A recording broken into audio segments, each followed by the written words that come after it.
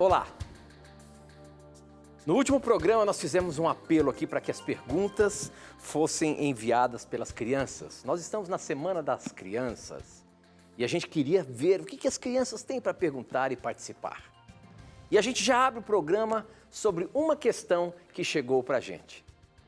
Sobre as 10 pragas. A gente vê ali em Êxodo, a partir do capítulo 7, quando começam a cair as pragas no Egito, e vai até o capítulo 11, com a 10ª praga. E a pergunta que chegou para a gente é a seguinte: se Deus não castiga, por que Ele enviou as pragas para aquele povo do Egito? Esta e muitas outras questões você acompanha agora, pois está no ar, Na Mira da Verdade. Olá, estamos aqui no estúdio da Novo Tempo e hoje nós vamos invadir Na Mira da Verdade. Não é mesmo, Lala? Isso mesmo. Será que meu pai vai conseguir responder todas as perguntas? Vamos lá?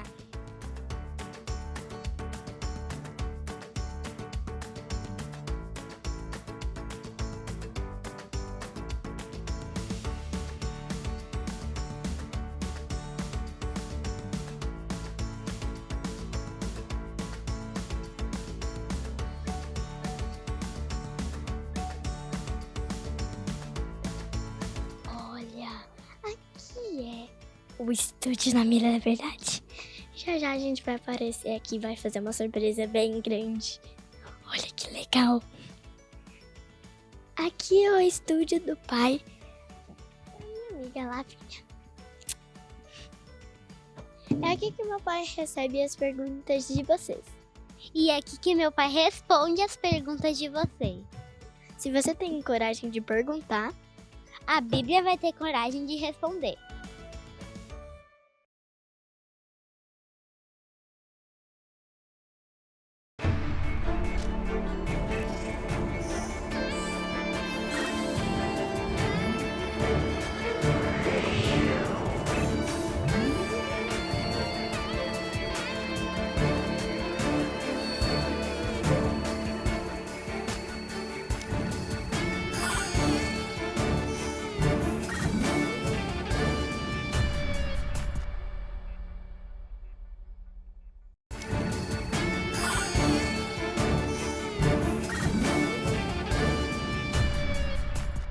E olha só que tiveram surpresas. Eu não sabia de nada que essas meninas estavam por aqui pela Novo Tempo perambulando, hein, professor? Você está vendo o que aconteceu? É a Semana das Crianças, então quer dizer que elas vieram e tomaram conta aqui. Tomaram conta essas abusadinhas, né? Mas que coisa boa, né? Que surpresa agradável ter elas aqui conosco, né? E é uma semana especial, não é, Tito? Para as crianças, pré-adolescentes, adolescentes que querem acompanhar o programa. Então, obrigado aí pelo que a produção fez, né? A Novo Tempo fez. Tanto alegra o nosso coração, quanto incentiva os pais a acompanhar esse programa com os seus filhos neste momento. Com certeza, com certeza. E olha, elas vieram por aqui de repente, não sei se elas vão aparecer já já aí. E eu acredito que todas as perguntas hoje são feitas pelas crianças. Nós pedimos para que durante a semana vocês mandassem as perguntas e a gente recebeu algumas perguntas aqui, então a gente vai colocar na mira da verdade, tá bom? Bom, nós abrimos o... Tá falando comigo aqui, produção? Ah, olha aí, então quer dizer que eles chegaram. Quem é que está aí? Opa! E olha só, estão até microfonadas, é isso? Vocês vão participar mesmo? sim. Hã? Sim. Quem é você? Eu sou a Gabriela. Fala alto que eu não estou ouvindo. Eu sou a Gabriela. E você? Eu sou a Lavinha. Você é mãe de quem? Ah, não, quer dizer, você é filha de quem? Leandro. Você é filha do professor Leandro? E você, ô mascote? Eu sou filha Ah. de você. Ah, é mesmo, é minha filha, mas olha que alegria, vem cá. Então nós vamos fazer o seguinte, todo o programa hoje nós vamos fazer com vocês aqui no cenário, tá bom? E você vai visitar agora a biblioteca do seu papai, aonde é que ele fica, tá bom? Então... Mas antes, passa aí o DVD. Oh, Oi, qual é seu nome? Já tá... Heitor. Você tem alguma dúvida da Bíblia? Sim. Qual é? Se Deus não castiga as pessoas, por que mandou pragas no Egito? E aí? Então quer dizer que essa era a pergunta e foram vocês que foram atrás das crianças, é isso? Então vamos fazer o seguinte. Lavínia, você vai agora lá na biblioteca do seu pai. Você sabe onde que é? É longe, viu? É bem longe, mas eu acho que dá para você chegar lá. Então você vai lá agora que ele está te esperando. Pode ir por lá, sai por aquela porta e você, mocinha, você que pegou a pergunta aí, senta na sua cadeira e vamos fazer essa pergunta para o professor Leandro Quadros. Você viu só, gente? Na verdade, é uma surpresa aqui pra gente. A produção acabou fazendo essa surpresa, a gente não sabia, a gente só sabia que elas estariam aqui com a gente e de repente foi até armado tudo isso daí, que legal. Mas realmente isso é para valorizar não só a Semana das Crianças, mas daqui a pouquinho nós vamos falar sobre isso aqui. Olha, já vai folheando aí, vai dando uma estudada, Gabi. Enquanto a Lala chega lá na biblioteca do professor. Opa! Vamos ver se ela já chegou lá. Chegou? Entrou agora aí, cadê? Corta lá, vamos ver se ela tá lá. Ih, já tá aí, professor. Chegou aqui a princesa. Essa é a princesa caçula. A princesa mais velha, Yasmin, tá ali. Com alguém também que é mais velha, que é filha de outro alguém, que o Tito vai falar depois também. Muito obrigado pela presença. E que bom, minha filha, nós vamos responder muitas dúvidas juntos hoje, viu? Gente, só é efeito de curiosidade para vocês, é o seguinte. Professor Leandro e eu temos uma sincronia, porque olha só. Vamos ver se a gente consegue mostrar as nossas filhas que estão aqui, as duas mais velhas. Olha lá, as duas estão ali. A Camila de cabelo de óculos e a Yasmin ali do ladinho dela. Pois bem, ambas têm a mesma idade. E a dona Camila e a dona Lavínia, lá do lado do professor Leandro Quadros, ambas também têm a mesma idade. Tanto a Gabi, como a Lala, como a Camila e a Yasmin. Você acredita? Olha só. Eu fazia um filho, o Leandro fazia outra. Eu fazia outra filha, o Leandro fazia outra. Então essa sincronização sempre teve. Então a gente fica feliz das nossas filhas estarem aqui com a gente hoje. E é nada mais do que para mostrar para você a importância das nossas crianças, desde cedo, estudarem a palavra de Deus. Desde cedo acompanharem o estudo da Bíblia e a importância de estarem aqui. Então já vamos começar pela primeira pergunta. Quem mandou a pergunta lá? Você lembra o nome do menininho? Heitor. Heitor. Então tá bom, Gabi. Você lembra qual foi a pergunta que o Heitor fez? Eu acho... Não. Se Deus não castiga... Se Deus não castiga os... Por que mandou as pragas do Egito, não foi isso? É isso mesmo, professor. Olha só a pergunta da criança. Se Deus não castiga, por que a gente ensina? Deus realmente não castiga as crianças, não castiga a gente. Só que na Bíblia diz que Deus mandou as pragas para aquele povo naquela situação ali. Muita gente sofreu. Como é que a gente explica isso? É uma pergunta muito boa, Tito, muito boa, do Heitor também. E obrigado a todas as crianças que estão acompanhando conosco. Veja, temos que fazer uma diferença entre o castigo disciplinatório de Deus e o castigo punitivo de Deus. O que isso significa? De uma forma disciplinatória, Deus castiga sim. Deus é comparado, até eu vou ler um texto em Hebreus 12, como um pai, né, ou uma mãe, que às vezes tem que deixar o filho de castigo para poder ensinar. Então o castigo disciplinatório existe. Deus não fica castigando ninguém por qualquer coisa, não é isso, tá? Mas chega um momento que Deus é um pai, né? Ele sempre quer resolver as coisas pelo diálogo, né? Pelo amor, pelo carinho, pelo diálogo. Agora, tem um momento em que o amor tem que gritar. E aí, quando o diálogo apenas não funciona, Deus tem que disciplinar, né, de forma educativa para que possamos ser salvos e não nos tornarmos pessoas piores, né? Agora, existe um outro tipo de castigo, que aí é o punitivo, ou seja, quando o ímpio rejeita por completo o seu amor, as suas correções para que se torne melhor, aí Deus tem que punir. Óbvio que a punição mesmo ocorrerá no juízo final, de acordo com Apocalipse capítulo 20, versos 7 a 10. Mas há leis naturais e espirituais de Deus que, quando são transgredidas, elas trazem resultados, trazem castigos punitivos, tá?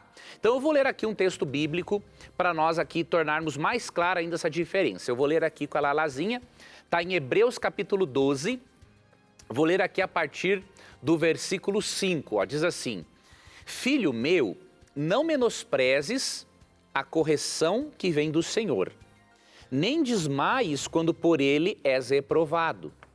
Porque o Senhor corrige a quem ama e açoita todo filho a quem recebe.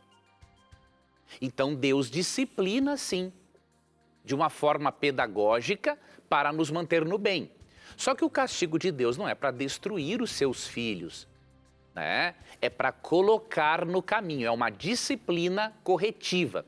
Agora, o que aconteceu com os egípcios, né? Ele mandou uma série de disciplinas, que são as 10 pragas. Chegou no momento em que as disciplinas menores não adiantaram. E aí teve que vir uma maior. Tá? Por exemplo, as cidades de Sodoma e Gomorra, os antediluvianos, ali já não foi um castigo disciplinatório, foi um castigo punitivo, no qual Deus antecipou o juízo, diríamos assim, sobre essas pessoas. Então, em resumo, tenha em mente, Deus, ele não castiga como um Deus mau, ele disciplina como um pai amoroso, como uma mãe amorosa que quer ver os seus filhos nos caminhos bons. Agora, podem acontecer momentos em que, como o amor e o diálogo não funcionam, aí este amor tem que gritar por meio de uma disciplina maior. Ok, muito bem. Então essa foi a pergunta do Heitor. Gabi, vem aqui perto. Eu acho que vocês fizeram mais perguntas por vídeo. Você lembra se fez mais alguma coisa? Então vem aqui pertinho. Chama a outra pergunta aí pro pessoal lá de casa. Vamos ver. Qual é a pergunta? Chama quem aqui? Chama a pergunta. Roda DVD. DVD não, DVD. VT. Então vamos ver a próxima pergunta que as crianças fizeram. Qual é o seu nome? Maria Clara. Maria Clara, você tem alguma dúvida da Bíblia? Eu tenho uma que eu queria saber se realmente foi uma baleia que engoliu Jonas. E aí? Ah, olha só. A pergunta é se Jonas foi engolido Jonas foi engolido pela baleia? pela baleia ou se foi Ou peixe. outro peixe? Ah, professor Leandro Quadros. Essa história as crianças sabem muito bem, né? Porque a gente sabe das historinhas aí das crianças, de que Jonas, inclusive tem o Minha Vida Uma Viagem, que tem uma musiquinha sobre Jonas. Sim. Se você não viu ainda o Minha Vida Uma Viagem com essa musiquinha, acesse lá Minha Vida é Uma Viagem no canal do YouTube que você vai ver. Escreve lá Jonas e você vai ver a música do Jonas. Mas professor, me diga uma coisa, realmente Jonas foi engolido por um peixe grande, uma baleia ou qualquer outra espécie? É isso que aconteceu mesmo ou é apenas uma ilustração na Bíblia? Veja, interessante, a história de Jonas na Bíblia ela é literal, né? Jesus, por exemplo, ele interpreta a história de Jonas como literal e Jesus, inclusive, aplica o evento de Jonas à vida do próprio Cristo. Eu vou mostrar aqui como. Então, isso mostra que para Jesus, o nosso Salvador, o nosso maior intérprete da Bíblia, a história de Jonas era literal, tá? Só que aqui tem um detalhe interessante. A Bíblia não diz qual foi o peixe que engoliu Jonas. Então, muitas vezes é apresentado, né, nas historinhas que foi uma baleia, mas a Bíblia não diz isso. Há muito tempo atrás, eu não lembro em qual década agora, encontraram um homem dentro de um grande peixe, que era um peixe chamado cachalote. E esse homem estava vivo. Tá? Então, realmente, é uma possibilidade remota, mas existe sim a possibilidade de um grande peixe como cachalote engolir um ser humano. E ele estava vivo quando eles encontraram. Agora, é óbvio que o peixe que Deus utilizou era de uma espécie desconhecida para nós, até porque era muito antigo. E muitos dos animais antigos e até os pré-históricos, né, já não existem mais. Agora, deixa eu mostrar aqui para vocês como que Jesus aplicou essa história de Jonas a ele mesmo. Olha que interessante, Mateus 12, 38 em diante. Veja como Jesus interpretava esta história como literal. Então alguns escribas e fariseus replicaram: Mestre, queremos ver de tua parte algum sinal. Ele, porém, respondeu: uma geração má e adúltera pede um sinal, mas nenhum sinal lhe será dado senão o do profeta Jonas. Porque assim como esteve Jonas 3 dias e 3 noites no ventre do grande peixe, veja, fala que era um grande peixe, não fala qual, não é? Assim o Filho do Homem estará 3 dias e 3 noites no coração da terra. Olha que interessante. Então, ao Jesus comentar a história de Jonas, vemos duas coisas. Primeiro, que para ele era uma história literal. Segundo, ele não revela qual era o tipo de peixe, mas que era um grande peixe. E terceiro, ele aplica a história a ele mesmo. Assim como Jonas ficou, entre aspas, sepultado no interior daquele peixe, Jesus ficaria sepultado e seria ressuscitado para ter a vitória definitiva sobre a morte e dar esta vitória a cada pecador. Ok, muito bem. Viu só, Lala? Você viu só a história de Jonas? Ah, então realmente foi aí um grande peixe, né? Mas tá bom, vamos ver o seguinte. Vocês, pelo que eu tô vendo aqui, então, já que já tiveram 2 perguntas por vídeo, você gravou mais alguma coisa, mocinha? Sim, roda. O VT? VT. Ela tá toda cheia de querer, né? É lá, ó. Vamos ver a pergunta que mandaram, então, pras crianças. Oi, qual é seu nome? Alana. Alana, você tem alguma dúvida da Bíblia? Sim. Qual é? Se mentir é pecado, porque quando a gente fala a verdade, magoa as pessoas às vezes. E aí?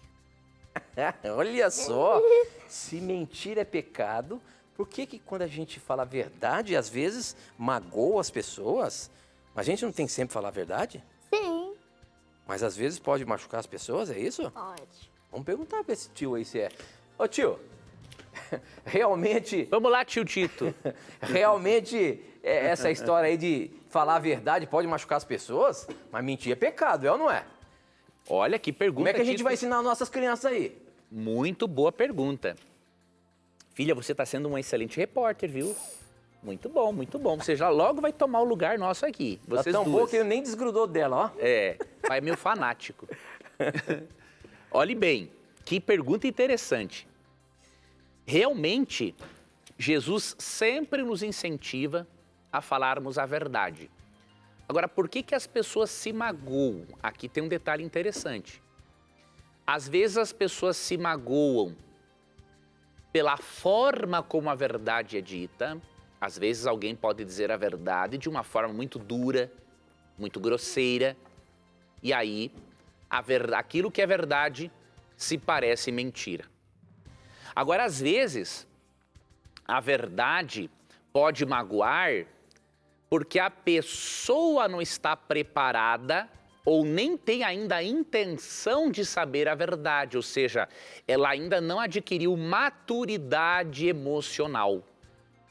E tem um terceiro ponto. Há pessoas que se magoam com a verdade, porque a realidade, elas são filhas, espiritualmente falando, do pai da mentira, que é o diabo. Então é óbvio que aquele que gosta da mentira, ele não vai gostar da verdade. Vamos ver um exemplo em cada texto aqui da Bíblia, tá bom? Para nós provarmos isso. Primeiro, quando a Bíblia fala, quando que a verdade magoa, mas pela forma como é dita, não porque é a verdade em si, porque a verdade, olha o que Cristo falou em João 8,32. Ele fala assim, e conhecereis a verdade, e a verdade vos libertará. Então a verdade, ela liberta. Sempre a verdade liberta. Agora, a maneira como é dita pode fazer com que a verdade se pareça uma mentira. Olha o que diz Provérbios 15, verso 1. Ó. A resposta branda desvia o furor, mas a palavra dura suscita a ira. Então, o que acontece?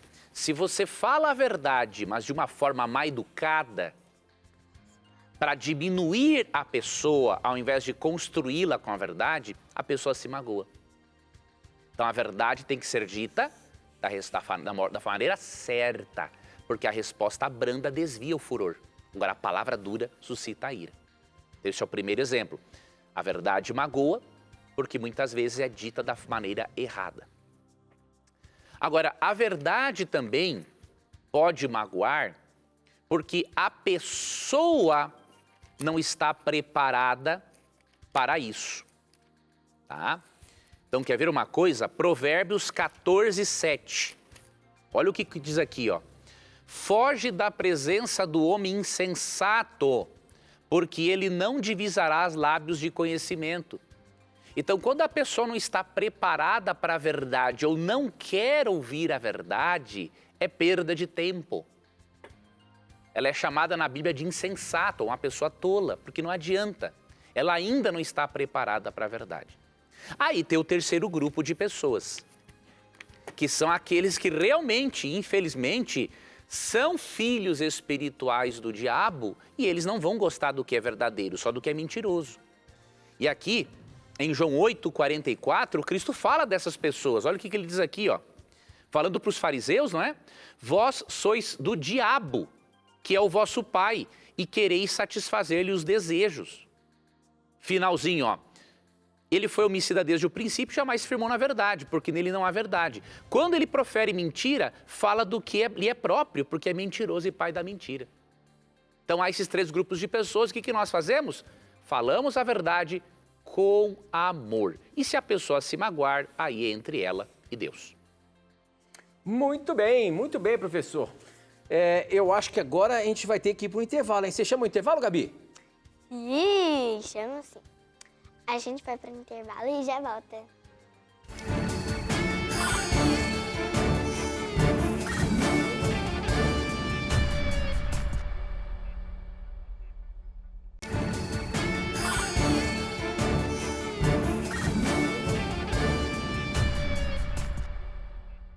Já estamos de volta e esta é a Semana das Crianças, por isso que as nossas crianças estão aqui junto da gente, mas você pode participar. Se você está com seu filhinho aí e tem uma pergunta que ele sempre faz para você, pode mandar para a gente aqui, vamos colocar na mira. Olha só, tem uma que chegou aqui pelo SMS, eu vou ler aqui a pergunta, deixa eu ver se tem o nome da pessoa.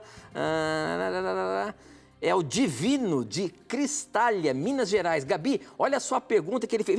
Vem cá, vamos ver se você consegue ler aqui. Papai ajuda você. Olha a pergunta que ele fez. Aqui, ó. O que está escrito aqui? A última? É, a última. Quando Jesus era Criança. ele fez Milagres? milagre Ou não?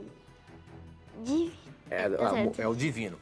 Quando Jesus era criança, professor, ele fez milagres? Olha só a questão que chegou aí. A gente sabe que Jesus é Deus desde que nasceu. A Bíblia relata alguma coisa que Jesus fez ali, ou se ele fez algum milagre, alguma coisa assim? Olha, muito boa pergunta. A Lala vai me ajudar a ler um texto aqui, a Lavínia. Quer ver, ó? A Bíblia, ela não registra que Jesus tenha feito milagres na infância, mas ela nos dá informações de que a infância dele foi especial. Então, por exemplo, nós vamos ler aqui, filhinha, Lucas 2, 51 e 52, filha. Pode ler para nós. Aqui do 51, isso mesmo. Aqui, ó, então. Aqui, ó, então. Então voltou com os pais para Nazaré, e eles eram obedientes. Sua mãe guardava todas essas coisas no coração. Jesus crescia em sabedoria, em estatura e no favor de Deus e das pessoas. Ótimo, minha filha. Esse é o primeiro texto que a Lala leu. O que o texto fala? Primeiro, no verso 51, né? Que Jesus era obediente aos pais. E segundo, diz que ele crescia em sabedoria, em estatura e no favor ou em graça diante de Deus e dos homens.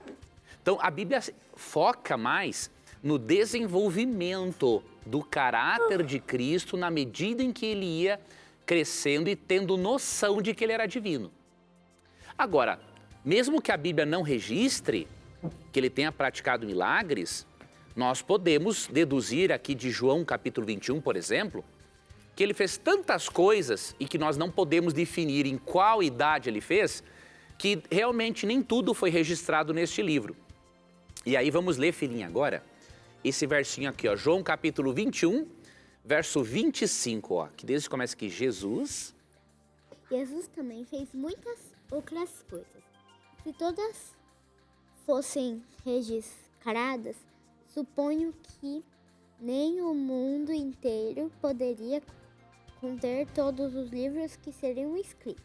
Olha que bacana, né, filhinha? Diz que Jesus fez tantas coisas no mundo que se tudo fosse registrado, no mundo inteiro não caberiam os livros que poderiam ser escritos de tantas coisas que ele fez.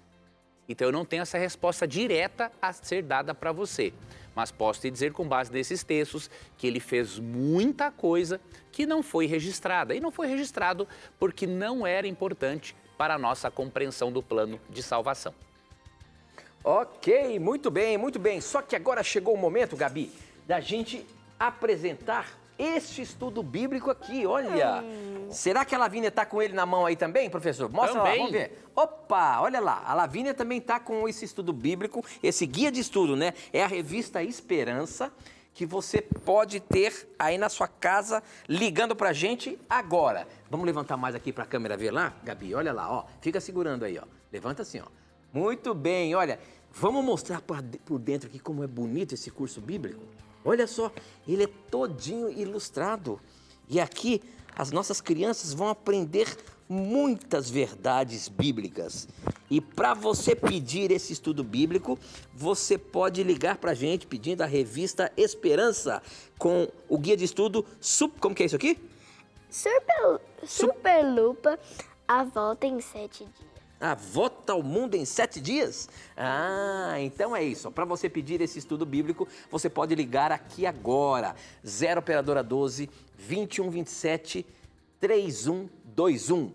Você liga e fala que você quer o curso bíblico que o Na Mira da Verdade está apresentando, que é do Superlupa. É a revista Esperança apresentando o guia de estudo Superlupa, a volta ao mundo em 7 dias. Peça agora mesmo, você não vai pagar nada e vai ser muito bom as suas crianças estudarem um pouco mais a Bíblia e se divertir. Gabi, tem mais pergunta de vídeo aí que vocês fizeram? Tem. Ah, é? Ixi, tem. Então tá bom. A Rebeca, ó, tá me falando aqui que foi a Rebeca que fez a pergunta, é isso? Isso. Então isso fala para aquela câmera e chama o VT. Vamos. Passa o VT aí. Oi, qual é seu nome? Meu nome é Rebeca. Rebeca, você tem alguma dúvida da Bíblia? Sim. Qual é? O que a Bíblia diz sobre existir vida fora da Terra? E aí? Opa, olha só a pergunta dessas crianças, professor. A gente já falou aqui algumas vezes sobre essa questão de existir vida após vida após a morte, não. Se existe vida fora do planeta Terra. Você sabe que nós já falamos algumas vezes aqui e pessoas acabam zombando do que é falado sobre esse respeito, viu, professor? A Bíblia, de fato, mostra alguma coisa se existe vida fora da Terra? A Bíblia nos mostra, Tito, coisas bem interessantes. Eu vou ler 2 textos aqui. Um eu vou ler e outro a Lavínia vai ler aqui comigo. O primeiro que eu vou ler é 1 Coríntios 4, verso 9. E depois a Lavínia vai ler para nós, filhinha, Apocalipse 12, verso 12, tá bom? 1 Coríntios 4, 9 diz assim, ó. Paulo falando, por vezes me parece que Deus colocou a nós, os apóstolos, em último lugar, como condenados à morte, espetáculo para o mundo inteiro, tanto para pessoas como para anjos. A palavra mundo aqui no grego, cosmos, ela pode ser traduzida também por planeta Terra, tá? Mas o sentido primário de cosmos é universo. Então Paulo está falando aqui que eles, os apóstolos, pelas perseguições que enfrentavam, eles eram um espetáculo ao cosmos, tanto a seres humanos quanto a anjos. E nós não temos como crer que na vastidão deste universo o planeta Terra seja o único que possua vida. Só para você ter uma ideia, a distância média entre uma estrela e outra é de 53 trilhões de quilômetros. Calcula-se que na nossa galáxia tem em torno aí de 100 bilhões de estrelas, tá? A distância média entre uma estrela e outra, 53 trilhões de quilômetros, viajando com uma nave espacial, tá? Um ônibus espacial, viajando a 27 mil quilômetros por hora, levaria-se em torno de 201 mil anos para percorrer a distância só de uma estrela para outra. Agora, você imagine a distância, a quantidade de astros, de estrelas, de planetas que há entre uma estrela e outra, em 53 trilhões de quilômetros. Agora, conte isso em relação a 100 bilhões de estrelas. É muito improvável, na verdade, é improvável que não tenha vida inteligente em outros mundos. Agora, óbvio, nós não cremos nos chamados extraterrestres que aparecem aí de uma forma feia, incorpórea e tudo mais. Por quê? Porque, de acordo com Hebreus 1,14, os únicos seres que têm a missão e a autorização de Deus, né, de terem um contato com seres humanos na Terra são os anjos. Porque Hebreus 1,14 fala que os anjos são espíritos ministradores enviados a serviço daqueles que vão herdar a salvação, tá? Agora vamos ver um texto, Calalá, que é mais direto ainda, mostrando o quê? Que o conflito cósmico entre o bem e o mal, ele adquiriu proporções muito além deste planeta Terra, tá bom? Vamos ler, filhinha, aqui, ó. Apocalipse 12, este versinho aqui, o 12, ó. Portanto, alegrem-se os céus e vocês que habitam nos céus. Sobre a terra e o mar podem vir, porém, virá terror, pois o diabo desceu até vocês com grande fúria, sabendo que lhe resta pouco tempo. Obrigado, tesouro. Veja esse texto que ela lá leu, ó, que interessante. Quando Satanás foi definitivamente expulso do céu, houve uma comemoração. E nesta comemoração, olha o que acontece. É dito assim, ó. Alegrem-se, ó céus, e vocês que habitam nos céus, ou seja, tanto os céus quanto vocês, obviamente, e habitam, tudo no plural. Indicando o quê? Que outros mundos habitados, onde o pecado não entrou, esses outros mundos tinham motivos para comemorar. Porque quando Satanás foi desmascarado na cruz, ele não tinha mais acesso a nenhum outro mundo. Agora, ao mesmo tempo, diz assim, ó. Sobre a terra e o mar, porém, virá terror, pois o diabo desceu até vocês com grande fúria, sabendo que lhe resta pouco tempo. Então a Bíblia mostra assim a existência de outros planetas que não foram infectados pelo pecado e que, ao mesmo tempo, não devemos, obviamente, crermos naquilo que nos é apresentado pela ufologia. São pessoas sinceras que buscam o estudo, mas estes seres que supostamente aparecem não têm relação alguma com a categoria de seres que Deus autorizou a estarem no nosso mundo, que, de acordo com Hebreus 1,14, são apenas os anjos.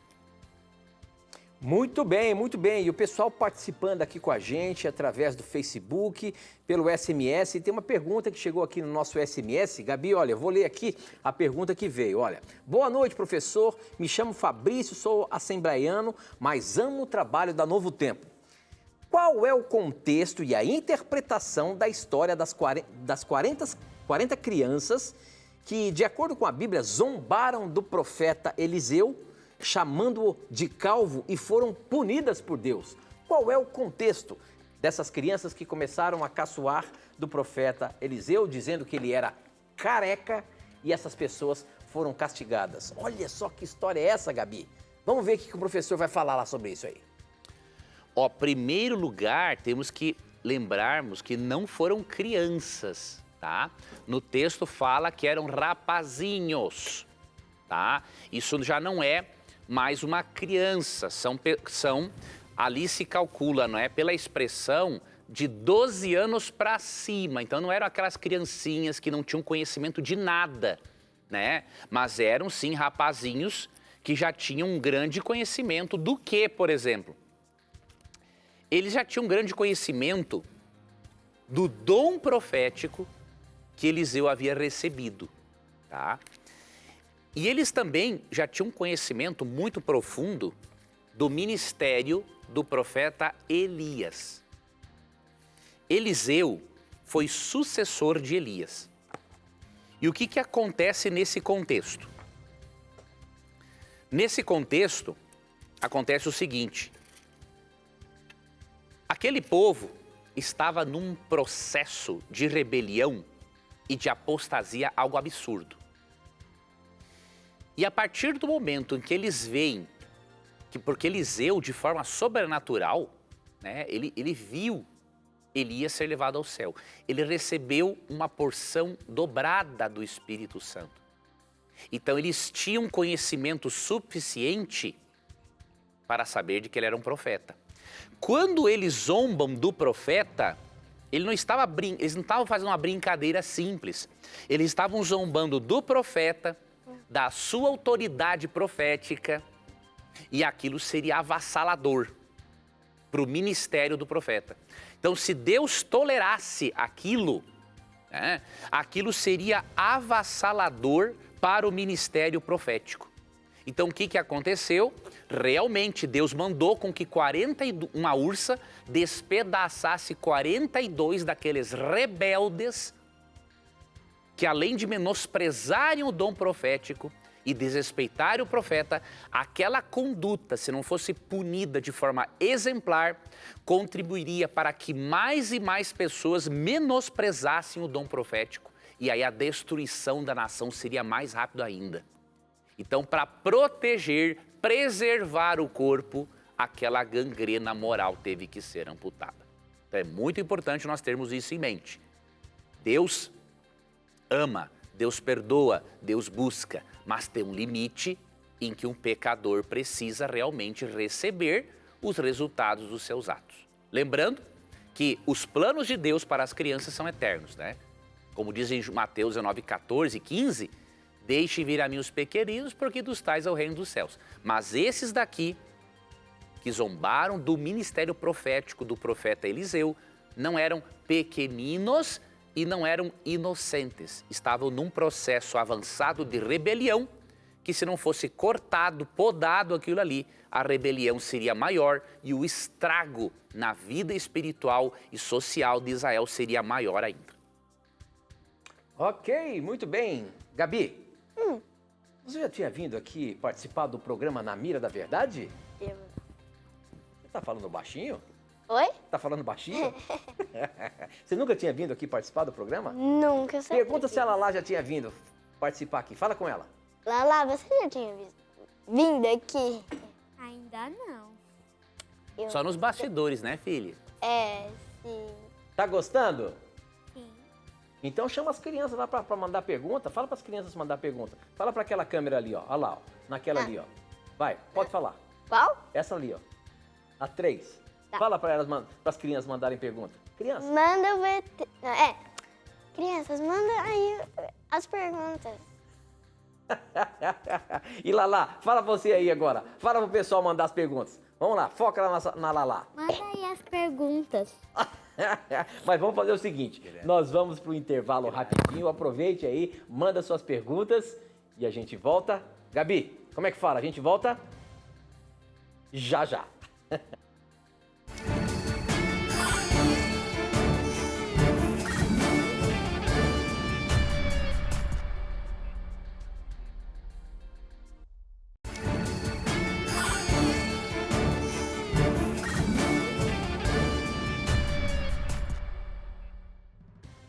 Já estamos de volta, voltamos aí, estamos ao vivo aqui e hoje é a semana especial das nossas crianças e as nossas filhas estão participando aqui do programa Na Mira da Verdade. Como que é o seu nome? Meu nome é Gabriela. E você que está aí junto com o professor, como que é o seu nome? Lavínia. Lavínia. E vocês estão participando aqui no Na Mira da Verdade, é isso? Estão animadas? Sim. Vocês sabem fazer perguntas? Sim. Ah, é? Então, tem mais pergunta aí?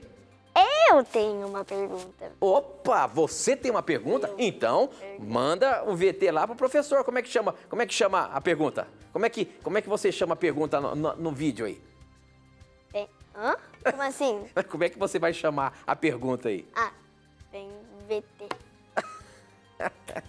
E você, tem alguma pergunta para fazer pro seu pai?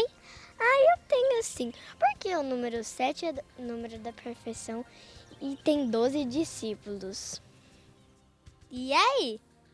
Digo eu. Você quer fazer pergunta pra mim? Não, senhora. Exatamente. Pra fazer pergunta é pra aquele professor lá. É para o seu pai, Gabi. Manda para ele. Passa a bola para ele. Olha aqui, como que é a pergunta que você fez pra ele? Então vamos olhar lá pra ele e vamos falar. Se o número 7... 7 é o número da perfeição porque tinha 12 discípulos. Como é que você sai dessa, professor Leandro? Boa pergunta. Olha, na Bíblia, que interessante. A Bíblia, com os números, a Bíblia quer comunicar algumas coisas. Não códigos esotéricos, tá? Alguns pensam que na Bíblia há códigos, números esotéricos que, se forem descobertos, vão trazer isso ou aquilo. Não, isso é besteira. Deus não trabalha com essa forma de revelar. Ele quer revelar o seu conhecimento de forma clara, visível, para que todas as pessoas que conheçam a verdade sejam salvas. Agora, os números que acontecem nos comunicam conceitos. Por exemplo, por que o número 7 é o número da perfeição? Porque, de acordo com o relato da criação em Gênesis capítulo 1, né, e capítulo 2, Deus fez o mundo em 6 dias e descansou em qual dia, filhinha mesmo? Dia 7. No dia 7, muito bem. E qual é o nome do dia 7º na Bíblia? Sábado ou domingo? Sábado. Qual é o dia de guarda na Bíblia? O sábado, o domingo ou a sexta? Qual é que é o dia que nós guardamos em casa, que fazemos o culto? Sexta à noite, né? E qual é o dia do Senhor? É o sábado. E por que a gente faz sexta à noite mesmo? Porque começa a partir do pôr do sol, é o sábado, exatamente. Então veja, que interessante. No 6º dia da criação, né? Deus fez o ser humano. Só que a semana ficou completa quando Deus cria o 7º dia e, de acordo com Gênesis 2, verso 3, Deus abençoa e santifica o 7º dia. Então, o 7º dia se tornou um sinal, um número da perfeição, que é um símbolo da perfeição divina. O número 6 é um símbolo da imperfeição humana, porque o ser humano foi criado no 6º dia. Da perfeição divina, porque no 7º dia, Deus abençoa as 24 horas do sábado com a sua presença integral no nosso tempo, né? E aí o sábado, o 7 é o número da perfeição. Agora, por que 12 apóstolos? Olha que interessante. Os autores do Novo Testamento, o próprio Jesus, quer relacionar o número 12 apóstolos às 12 tribos de Israel. E olha com que propósito bonito. Mostrar que a igreja do Novo Testamento não é uma substituição de Israel, é uma continuação do povo de Israel. Então o número 12 é uma referência às 12 tribos de Israel. E quando fala em 12 apóstolos, está mostrando-nos que agora o Israel de Deus continua ao longo da história. E que a igreja, os apóstolos, ao invés de substituírem Israel, são uma continuidade do povo de Deus que é Israel. É por isso que em Gálatas 6,16, lá é dito, Paulo chama a igreja da Galácia de Israel de Deus. Então, 12 tribos com 12 apóstolos mostra que a igreja de Deus é uma só. Muito bem, professor, muito bem. Filha, que tal a gente falar de novo dessa revista? Boa ideia. Boa ideia? Você acha legal? Sim. Então é o seguinte, pessoal. Você que está nos acompanhando, você filhão, você filhona, você que está aí acompanhando o programa Na Mira da Verdade, a gente tem aqui na nossa mão, a Gabi está encantada com essa revista Esperança aqui, com o guia de estudo Super Lupa, A Volta ao Mundo em 7 dias. A Volta ao Mundo em 7 dias. Olha só, você pode pedir aí para o seu filhinho, você pode pedir aí para o seu netinho, pode pedir aí para o seu sobrinho, para quem você quiser. Basta você ligar para a gente, 0 operadora 12 21 27 3121. Essa câmera aqui, 0 operadora 12 21 27 3121 e pedir o estudo bíblico, a revista Esperança, com o guia de estudo Superlupa, a volta ao mundo em 7 dias. É mais ou menos isso mesmo, professora? A Lala já está vendo aí o curso bíblico também? Olha, ela tá vendo e ela já quer o curso dela aqui. Olha aqui, ó. Todas as crianças deveriam ter esse material. Até porque, como nós falamos, né, em um momento do programa, que o mundo foi criado em 6 dias literais. Então é bom as nossas crianças saberem disso, para elas perceberem o seguinte: a Bíblia nunca foi contra a ciência, só que a Bíblia está em harmonia com a boa ciência. O que eu quero dizer com isso? Harmonizar macroevolução com criação é impossível. E como Jesus Cristo acreditava no relato da criação, como lemos em Mateus 19, 4 e 5, é óbvio que nós vamos preferir acreditar em Cristo, até porque Ele fez parte da criação e nenhum ser humano fez. Então é importante dar essa base para os filhos, que o relato da criação, ele é literal. Tá? E quando nós observamos o sábado, aqui uma dica para você que é um irmão de outra igreja, um irmão católico ou evangélico, não importa. Experimenta a cada sábado separar este momento para cultuar a Deus com seus filhos. Você vai ver uma diferença muito grande. Teus filhos vão ver que eles têm uma identidade superior. A cada sábado, seus filhos podem lembrar de que não estão no mundo por acaso e que estão aqui porque um Deus dá a vida para eles estarem aqui por meio do papai, da mamãe e tudo mais. Então, convidamos você, adquira esse estudo bíblico, trabalhe na sua casa esse conceito criacionista e você vai fortalecer e muito a fé dos seus filhos na palavra de Deus e especialmente fortalecer a fé deles na existência de um Deus criador que a cada semana nos deu um aniversário da criação a ser celebrado no sábado. Olha, você pode ligar agora, nós temos uma equipe pronta para receber a sua ligação, fazer o seu cadastro e mandar para você esse guia de estudo, a revista Esperança, Superlupa, a volta ao mundo em 7 dias. Pode ligar agora, 0 operadora 12 21 27 3121. E aí? Aproveita. Vamos para a próxima pergunta? Para a próxima pergunta? Tem mais perguntas? Ixi. Opa! Então vamos ver qual é a outra pergunta. Chegou a sua vez. Você tem alguma dúvida? Tenho. Qual é? Na época de Adão, existia outro jardim além do Jardim do Éden? E aí? Essas crianças estão muito inteligentes. E aí, professor, essa história de Jardim do Éden, nosso Criador fez apenas o Jardim do Éden ou existiam outros jardins espalhados pelo planeta aí? Como é que foi esse negócio da criação e como é que ele formou isso? Foi só um jardim ou tinha outros jardins? Olha, muito boa pergunta da Lavínia. Como foi a Lavínia que fez a pergunta? Acho que eu posso responder em casa. O que você acha? E responde em casa ou responde aqui, minha filha? Não sabe? Papai vai responder aqui, tô brincando. Ó, vamos responder então essa pergunta. Veja, quando lemos Gênesis 2, filhinha, aqui, nós vemos o seguinte. Aqui, a partir do versículo... Vamos ver aqui do versículo 15, ó. Diz assim, ó. O Senhor Deus colocou o homem no jardim do Éden para cultivá-lo e tomar conta dele. E aqui, num outro texto, diz assim, ó. Verso 8 do capítulo 2, ó.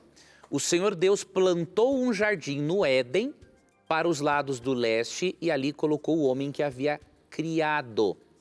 Então veja, a terra toda era um jardim. Era algo que nós não podemos nem imaginar a beleza. Porém, ele criou um jardim especial. Foi tipo a casa de Adão e Eva. Toda a terra era um jardim. Tinham vários jardins, com toda certeza. A terra inteira era um jardim. Mas ele criou um especial para ser a casa de Adão e Eva. E a palavra Éden quer dizer delícia lugar de delícias. Então, veja, a terra toda era espetacular, era esplêndida. Só que o Éden era tão espetacular que foi chamado de lugar de delícias. Então, podemos dizer que existiu um Éden apenas, só esse lugar de delícias, mas que a terra toda era um jardim, né? Saiu perfeita das mãos do Criador. Muito bem, respondeu aí. Mas olha, sabe de uma coisa? Eu tava vendo, e vem cá, Gabi, eu tava vendo aqui as nossas crianças, eu não tinha reparado que você tem um crachá também aqui na Novo Tempo. Olha só, deixa eu ver, será que a Lavínia também tem crachá lá? Então para entrar aqui tem que ter crachá? Cadê a Lavínia? Cada uma tem um crachá aí, então para entrar no Novo Tempo tem que ter crachá, é? Tem. Mas você já tá ganhando dinheiro aqui no Novo Tempo? Hã? Não. Mas não tem que ganhar dinheiro mesmo, tem que participar, é ou não é? Sim. Mas olha só, nosso tempo está quase acabando aí. Nós temos mais uma pergunta que as crianças fizeram aí. Vamos chamar a próxima pergunta? Sim. Como que é essa pergunta aí? Chama lá então. Fala pro pessoal mandar a pergunta no vídeo lá. Manda essa pergunta. Não, Não sei, como é que você vai perguntar? Agora eu quero ver. Pera aí, eu vou perguntar pra você. Então, pede para chamar a pergunta, como é que faz? Manda pergunta. Mas e agora? Não. Isso Próxima pergunta. não estava nada combinado, né, Gabi? Não. Mas você tem que saber como é que se apresenta. Como Ao é que vivo apresenta? é assim mesmo. Hã? Então fala de novo com força lá. Chama a próxima pergunta. Chama, Solta o VT. solta o VT. Pai, acabei de saber que hoje é aniversário da Esther.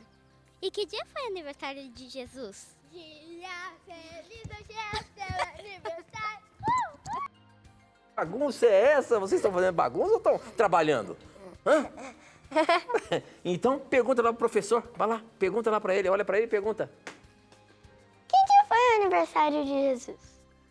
Gabi, uma pergunta muito boa. Tem 2 minutinhos, professor. Pode falar 2 aí. minutinhos. E vamos responder. Antes, eu tenho que mandar aqui um parabéns, Tito, que eu lembrei agora. Hoje a minha sogra, Raquel, está de aniversário. Opa! Parabéns, viu, Raquel? se não felicitasse a sogra. Imagine, se não felicitasse era o meu a fim. sogra. Eu ia dormir no sofá uns 6 meses, né? Mas no Mas olha, mínimo, no parabéns, Raquel. Deus te abençoe. Obrigado, Raquel, pela sogra que você é. E especialmente porque desde a primeira vez que eu estive na sua casa, você demonstrou que confiava em mim como homem, apesar de eu ser um pecador. Tá? Que Deus te abençoe, minha sogra. A você, ao meu sogro também querido. Obrigado pelo carinho e a confiança de vocês, por me darem o privilégio de ter a filha de vocês como esposa. Tá bom? Veja, vamos lá então para Lucas 2, minha filha. A resposta a essa pergunta do aniversário de Jesus, temos ali em Lucas 2. Ali o que fala? Fala que quando Jesus nasceu, né, ele crescia em graça diante de Deus e dos homens, mas a Bíblia não fala o tempo exato. Então o que acontece? Quando estudamos as profecias de Daniel, por exemplo, Daniel capítulo 9, é possível sabermos o período que ele nasceu. Ele nasceu exatamente no momento da Páscoa, tá? E de acordo com os eruditos, né, pode ser entre setembro, outubro, alguns poucos pensam que pode ter sido em dezembro, mas realmente nós não temos como saber. Tá? Nós temos como saber ali o período aproximado, mas a data não temos como saber. Celebramos no dia 25 de dezembro, não é? Porque se tornou uma data cultural e nós aproveitamos o momento, já que as pessoas querem, né, filho, ouvirem mais sobre Jesus, então aproveitamos o momento para fazermos como Paulo diz em 2 Timóteo 4:2, pregar a palavra em tempo e fora de tempo. Ok? Agora, Deus não preservou a data e possivelmente porque os seres humanos iriam idolatrar a data e deixar de adorar Jesus. Muito bem, professor. Com essa, nós terminamos o nosso programa. Gabi, não tem mais tempo. O que você queria falar? Que você veio falar comigo aqui? Eu queria falar que hoje é o aniversário dessa menina aí que ela lá entrevistou. Ah, é? A menina que ela entrevistou, a Esther? É aniversário dela também, né? Por isso que vocês fizeram essa pergunta? Hoje é. Ah, então tá bom. Olha só. Infelizmente, o nosso tempo acabou. Professor e Lala, obrigado por vocês responderem as perguntas, tá bom? Obrigado, Tito. Obrigado, Gabi. E lembre-se, amigo telespectador, de uma coisa. Neste programa, sempre que você tiver a coragem de perguntar, a Bíblia vai ter coragem de responder. Um abraço. Muito bem, e olha só, as suas dúvidas e os seus questionamentos sempre estão na Bíblia. mira da Da verdade. Até o nosso próximo encontro. Tchau, dá tchau lá, dá? Tchau! Vem, vamos embora então? Vamos.